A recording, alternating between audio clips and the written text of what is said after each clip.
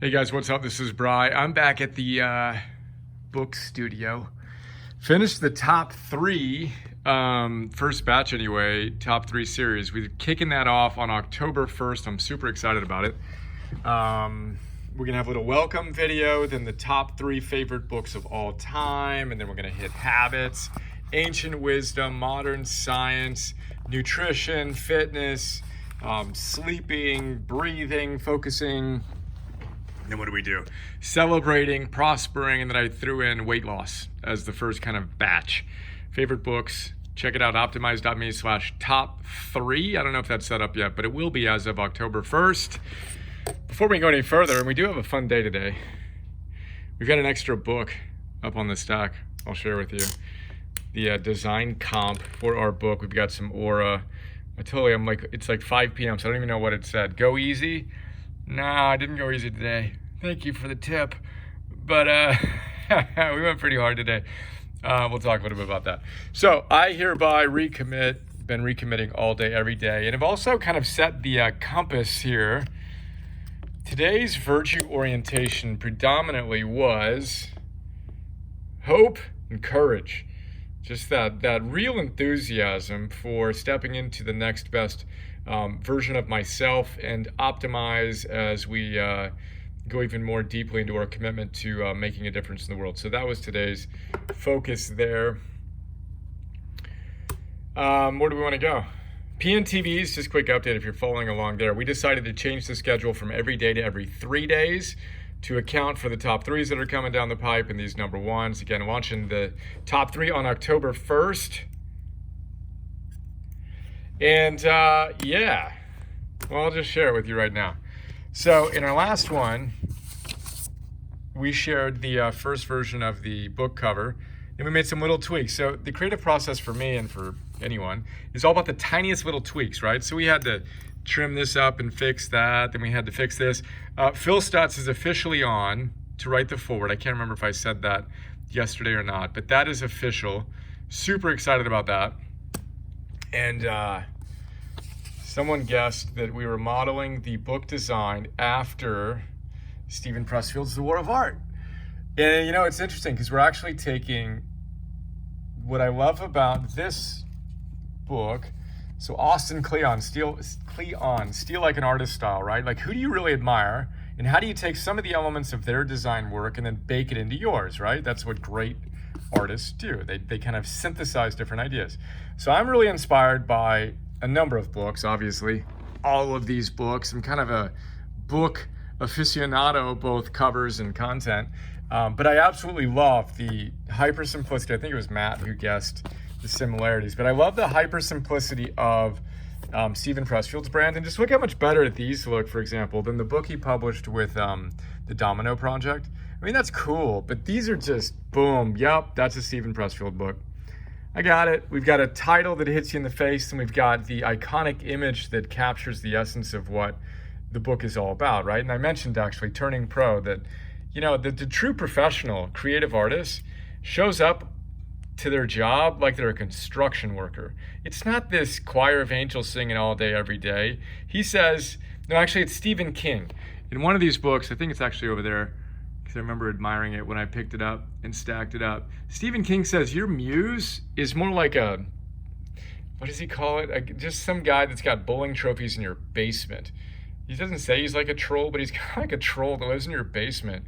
The dude drinks coffee, he needs his bowling trophies polished. He needs you to work hard, right? That's how he gives you the fairy dust, the magic of creative work. You got to show up and turn pro. Anyway, inspired by that, and also inspired by Ryan Holiday's book, all the books that Ryan's written, but Stillness is the Key is a beautiful book. Like, you feel it, it's just perfect. The size of it, I really, really like, right? So it's a different, untraditional size, which is fantastic. And so when we worked with our designer, we basically said, hey, look, take some elements of this, combine it with the white feel here, and then boom, there we go. Oh, wait, we got the book? No, I have a second copy of Ryan's book. Oh, I was gonna bring in the little tape I used here, which is the same tape I use in my mouth.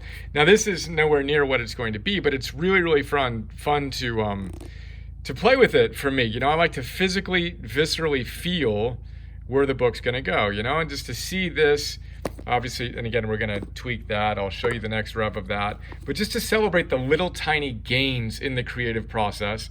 Teresa Amabile style out of Harvard, that's when we feel best. It's not when we go and hit the huge goal 3 months after hard work. It's when you can line up little micro wins day in and day out. And for me, this is an example of that. And again, I can now see Forward by Phil Stutz, best-selling author of The Tools. Boom. So excited to, and honored that he's going to do it, and excited to see what he's going to come up with. Anyway, there's that. And then I also spent some time, and it's kind of funny because Ryan emailed me today.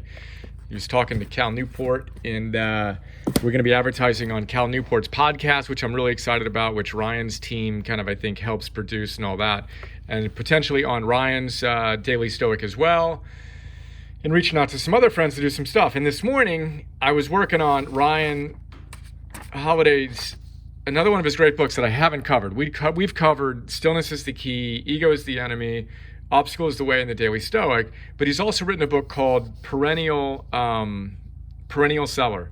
It's a fantastic book on how to write a book that's not just a bestseller, but a perennial seller. And in his book, he's got a series of exercises, right? He says, hey, look, you want to understand how you're going to write your book, then you need to answer some questions, starting with, what is your mission? You got to choose one and go all in. So I reflected on that this morning. Who is this book for?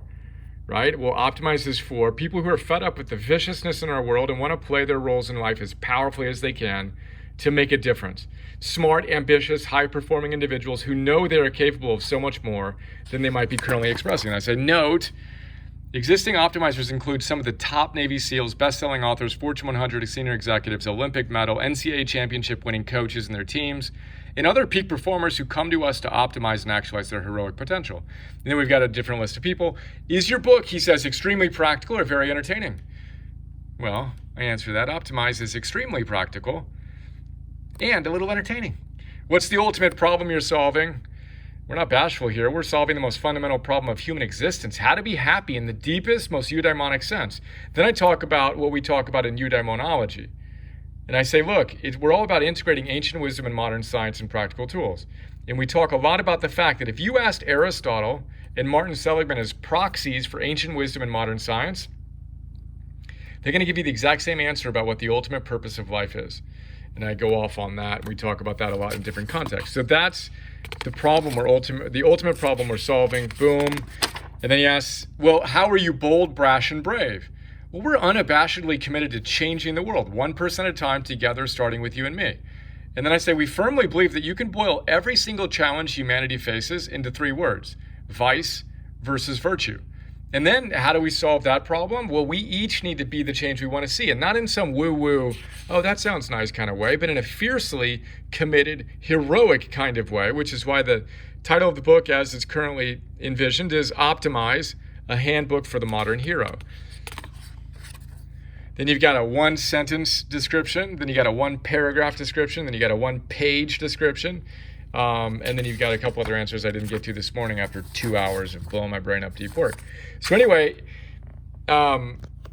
did that this morning. Already drafted the letter that I'm going to send to friends when the galley comes out, like 3 months, 4 months before the book actually comes out. We'll send out the galleys and get the testimonials and all that stuff. I've already written that letter, summarizing that this is my life's work boiled into a book. So excited about the next steps. That's what I hammered today. Next up, we've got to go out and find the agent. We've got to find the agent who's going to help us find the ideal publisher, etc. So I'll keep you posted on that goodness. But I'll put that on top of the stack, which is growing. And then the other big thing that that came up for me over the last 72 hours is the fact that I've had some ambivalence in general, and particularly about my relationship between the philosopher in me and the CEO in me.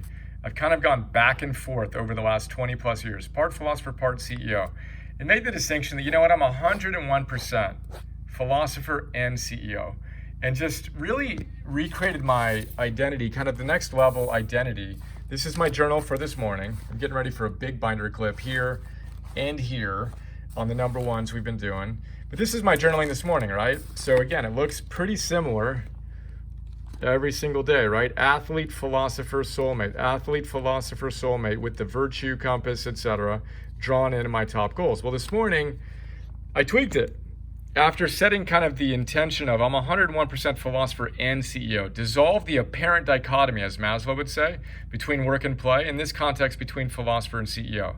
I was trying to figure out, well, how many hours am I going to give to the philosopher and how many hours am I going to give to the CEO in me as I go after our wildly important target of 100,000 coaches by 2030, 2025, and 10,000 next year. When I asked myself that question, I needed to put more energy into the CEO. If I was serious about hitting that goal, I needed to put more energy into the strategy and the business growth.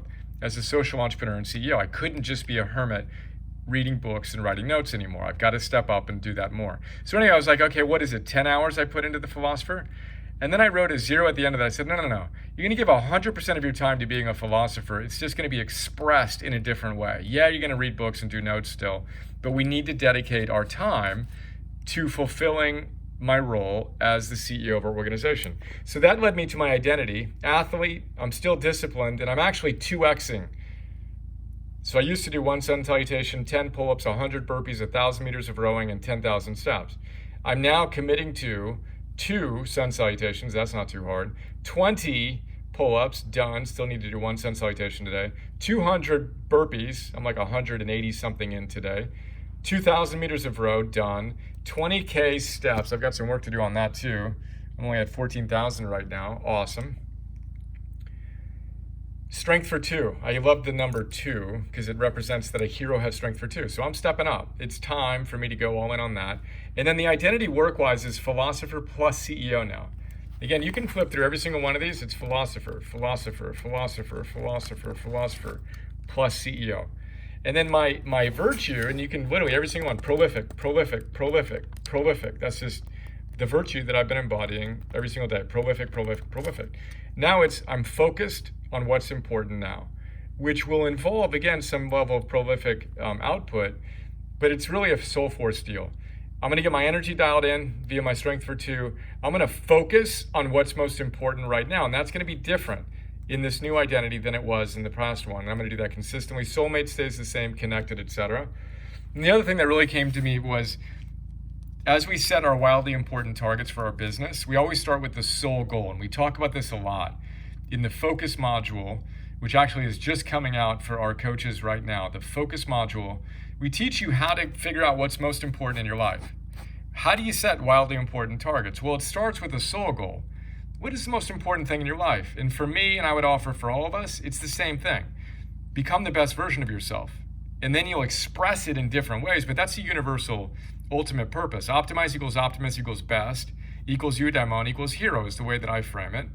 And then it's literally, look, I'm committed to having the strength for 2 and being my version of a hero. And then I'm committed to training heroes via our coach program, where again, this is the ultimate outcome. And then leading heroes. Again, having that army of virtuous heroes is something that inspires me to conquer and confront the viciousness in our society. So that's my sole goal. I'm all in on that, if you haven't noticed. Then what are my wildly important targets? Well, as we've discussed, the 100,000 optimized coaches in the next decade is what it's all about. But then I circle the bliss out of that number, 10,000 coaches in 2021. And we've got some exciting goals there. Then that leads to some business decisions.